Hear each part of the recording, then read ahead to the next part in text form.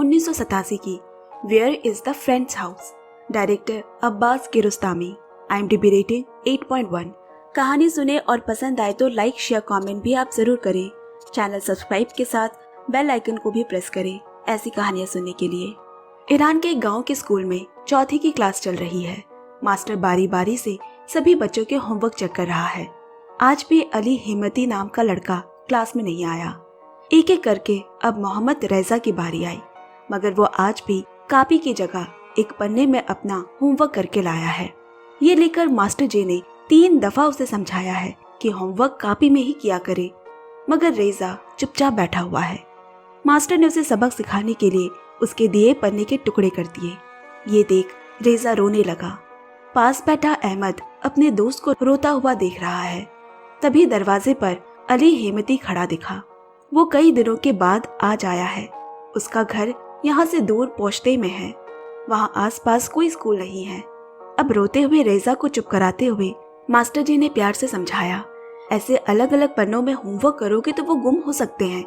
Copy में लिखा करो तो सारे पाठ एक ही जगह मिलेंगे और परीक्षा में याद करने को आसानी होगी। बताओ तो क्यों नहीं लाए तुम अपनी कॉपी? रेजा ने आंसू पोंछते हुए कहा। वो कल मैं हेमती के घर पर गया था और रात में कॉपी वहीं छूट गई। फिर हेमती ने उसकी कॉपी निकाल कर दी। मास्टर जी ने समझाया, अगली बार कॉपी भूले तो क्लास में बैठने नहीं दिया जाएगा। अब छुट्टी होते ही सारे बच्चे इधर उधर दौड़ रहे हैं। किसी को घर जाने की जल्दी है तो कोई खेलने में उलझा हुआ है। अहमद और रेजा अच्छे दोस्त हैं। वो स्कूल से निकले ही है कि रेजा रास्ते पे पड़े पत्थरों पे ठोकर खाकर गिर पड़ा। अहमद ने जल्दी से उसे उठाया, रेजा की हाथ में रखी कॉपी पकड़ ली और अपने कंधों के सहारे नलके तक ले गया और पानी से उसके जख्म धोने लगा। इसके बाद दोनों दोस्त अपने अपने घर की तरफ चल पड़े। अहमद के घर में अम्मी अब्बू के अलावा एक छोटा भाई है जो पालने में खेल रहा है। वो निचली मंजिल में किराए पे रहते हैं। अम्मी दिन भर के काम से थक चुकी है। अहमद माँ की थोड़ी बहुत मदद कर देता है। वो कभी गर्म पानी ले आता, कभी रोते हुए पालने में भाई को झुलाता। अब जब अहमद स्कूल का बस्ता खोलकर बैठा, उसने देखा कि एक ही तरह की 2 कॉपियां उसके पास हैं। देखा तो उनमें से एक रेजा की निकली। उसे उठाने की जल्दी में गलती से उसकी कॉपी उसने अपने बस्ते में भर ली। अब उसे मास्टर जी की बात याद आ गई कि अगर कल रेजा ने होमवर्क अपनी कॉपी में ना करके फिर से किसी पन्ने पर किया तो उसे स्कूल से निकाल देंगे। अहमद परेशान होने लगा। उसने दबी आवाज में माँ से कहा, माँ मुझे रेजा के घर जाना होगा, उसकी कॉपी मैं गलती से ले आया। यहाँ माँ कपड़े धोने में व्यस्त है। फिर कुछ पड़ोसी भी पानी भरने उतर आए। माँ को फुर्सत नहीं कि अहमद की बातें सुन सके। उन्होंने कहा, पहले पढ़ाई खत्म करो फिर खेलने जाना। कोई बेचारा अहमद की हालात को समझ नहीं रहा। उसका रेजा से मिलना कितना जरूरी है। वो भी तो इतना नादान है कि बस मुझे जाना होगा कि रट लगाए बैठा है। फिर माँ को उसने दोनों कॉपियां दिखाते हुए कहा, ये रेजा की कॉपी है और ये मेरी। मैं गलती से इसे बैग में भर कर ले आया। कल रेजा को इस पे होमवर्क ना करके लाने पे स्कूल से निकाल दिया जाएगा। माँ ने पूछा, कहाँ रहता है वो? पोश्ते का नाम सुनते ही माँ ने जाने से मना कर दिया, क्योंकि यहाँ से वो जगह बहुत दूर है। कल सुबह स्कूल में दे देना कहकर उसे चुप करा दिया। थोड़ी देर बाद माँ ने उसे दुकान से रात के खाने के लिए रोटियां लाने को कहा। इसी फिराक में अहमद ने रेजा की कॉपी अपने स्वेटर के अंदर छुपा ली और किसी से कुछ न कहकर वो पोश्ते की तरफ भागा। उसने सोचा कि वो जल्दी से उसकी कॉपी देकर घर आ जाएगा, मगर असली मुसीबत तो अब शुरू हुई, क्योंकि उसे रेजा का घर नहीं मालूम। अहमद गांव तो पहुंच गया, मगर अब किस तरफ जाना है? वहां के घर ऊंचे नीचे पहाड़ों पर बने हैं। हर घर के ऊपर सीढ़ियों पर से होते हुए एक और घर का रास्ता निकलता है। घास का झुनमुट बांधे हुए एक बूढ़े से उसने पूछा, मोहम्मद रेजा का घर मालूम है? वो मेरे साथ पढ़ता है। मुझे उसे ये कॉपी लौटानी है। वो बेचारा बूढ़ा खुद अपने बोझ से दबा हुआ है। उसने ना में सर हिला दिया और अपने जूते का फीता बांधने लगा। थोड़ी दूर जाकर उसे 2 औरतें ऊपर के वरांडे में खड़ी बातें करती दिखी। उसने उन्हें भी पूछा। उनमें से एक औरत बोली, इस पूरी जगह को ये पोश्ते कहते हैं, तुम्हें किस तरफ जाना है? तभी उसे इसकी क्लास में पढ़ने वाला मोर्तजा मिल गया। वो दूध के बड़े बड़े डब्बे उठाए घर की तरफ आता दिखा। अहमद ने उसे रेजा का घर पूछा। वो बोला, मुझे उसके चचेरे भाई अली हिम्मत का घर मालूम है। वो थोड़ा और ऊपर की तरफ है। उनके घर के सामने एक नीला दरवाजा है। उस और थोड़ा आगे चलने के बाद उसे दो तरफ रास्ते जाते हुए दिखे। दाएं तरफ के रास्ते पे एक घर की दरार से भूरे रंग की पतलून झूल रही है। उसने तुरंत दाएं रास्ता ले लिया। पतलून अभी तक भीगी है। ये पतलून तो रेजा आज पहनकर स्कूल आया था।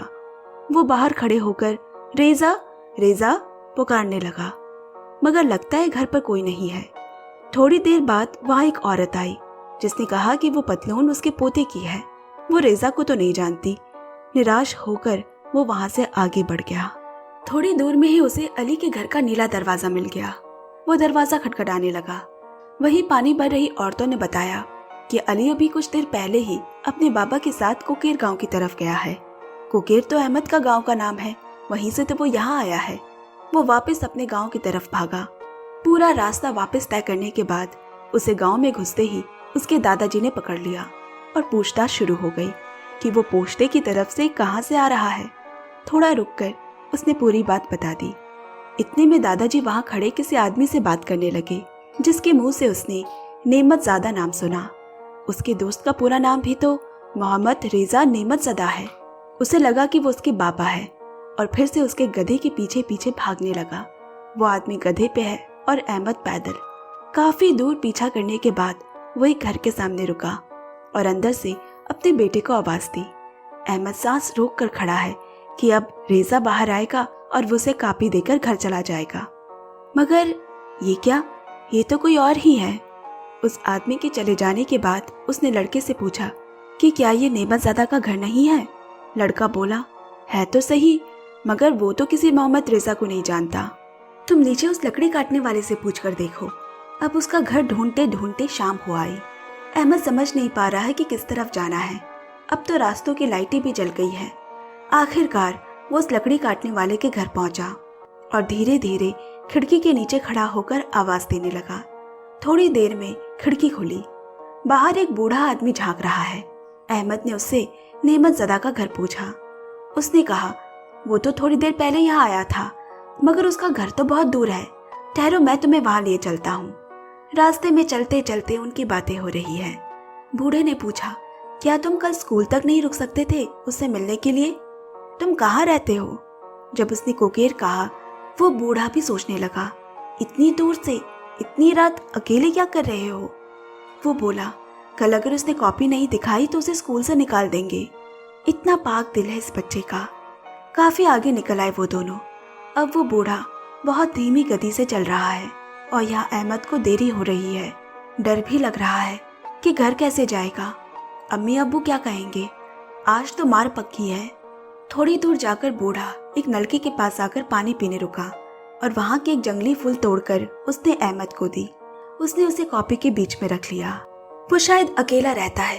अहमद की उम्र का उसका भी पोता होता। उसे भी छोटे अहमद का साथ अच्छा लग रहा है। वो बस यही कहता, बस और थोड़ी दूर, हम पहुंचने ही वाले हैं। मगर रास्ता है कि खत्म ही नहीं होता। अंत में एक खड़ी सीढ़ी की चढ़ाई पे वो बूढ़ा रुक गया और कहा, मैं थक गया हूँ, तुम सीधे यहाँ से उतरकर पहले बाएं तरफ के घर जाना। नेमतज़ादा का घर वहीं पे है। वहां पहुंचकर वही गधा खड़ा मिला जिसके पीछे वो इतनी दूर भागता हुआ आया था। यानी कि इतना घूमने के बाद भी अहमद को मोहम्मद रेजा का घर नहीं मिला। उसने उसकी कॉपी अपने स्वेटर के अंदर छुपा ली और चुपचाप बूढ़े आदमी के साथ चल दिया। कुछ दूर चलने के बाद जब बूढ़े आदमी का घर आ गया, वो धीमे पांव से अंदर चला गया। उसके घर पर कोई नहीं है और आधी रात को फिर से अपने काम में लग गया। इधर अहमद भी अपने घर पहुंच गया, मगर वो मायूस है। अब जैसा उसने सोचा था, किसी ने उसे नहीं डांटा। बाबा सामने रेडियो सुन रहे हैं। माँ खाना परोस कर गई, मगर उसने नहीं खाया। माँ बोली, तुम थक गए हो, सो जाओ। पर अहमद को अभी स्कूल का होमवर्क भी तो करना है और अपने कमरे में चला गया। माँ थोड़ी देर बाद कमरे में आई और उसका पसंदीदा खाना रखकर चली गई। भूख लगे तो खा लेना। मौसम खराब हो रहा है। अहमद ने देखा कि माँ रात में भी घर के लोगों का काम कर रही है। वो हमेशा दूसरों के काम में लगी रहती है। अहमद उन्हें देर तक देखता रहा। अगले दिन क्लास में सारे बच्चे मौजूद हैं। एक अहमद ही नहीं आया। बारी बारी से सबकी कापियां चेक हो रही है। रेजा सर झुकाए बैठा है।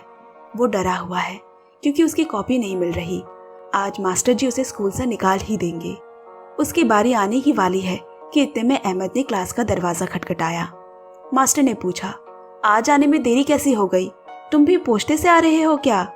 बेचारा अहमद क्या जवाब देता, क्योंकि कल तो सारी शाम वो वहीं भटक रहा था। अंदर आने के बाद उसने जल्दी से रेजा की कॉपी वापस की।